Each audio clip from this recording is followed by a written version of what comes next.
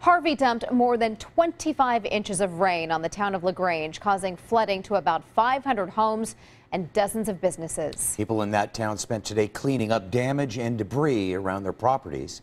Fox 7's Jennifer Kendall is live in Grange tonight with that. Jen.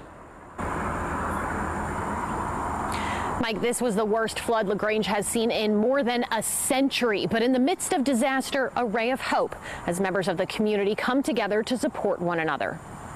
The Colorado River in Grange climbed higher than it's been in 104 years, swallowing up homes and businesses as it snaked through the small town. You don't ever think this will happen, and then when you see it, you just can't believe it is happening. Eddie POSAS has lived here for decades, but his home has never flooded until now. I had about a foot of water in my house. Eddie evacuated with his family. He came home Sunday to ruined furniture and a home that will need to be rebuilt.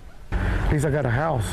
There's some people up the street there that haven't even been able to go check their homes, and there is no homes. This is the scene we're seeing play out at hundreds of homes in Grange after the Colorado River rose to 54 feet Monday night.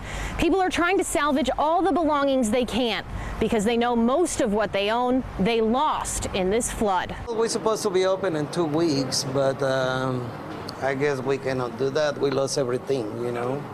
We don't have no insurance, and it's very sad, but there's nothing we can do. Luckily for people who spent Wednesday cleaning up the mud and debris, this is a close-knit community with a lot of heart.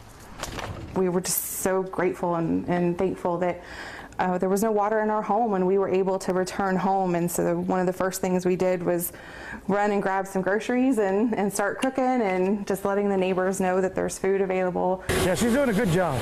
She's feeding the neighborhood there. Jessica James has been cooking for all her neighbors because she knows how lucky she is that her home was untouched by the rain-swollen river. It came actually up into our yard and up the driveway, so it was pretty close. But even for those who had to throw out their belongings and start over, this is home, and there's nowhere they'd rather be. I'm not going anywhere.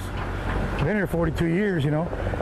It's the only house I ever had, you know, so I will rebuild.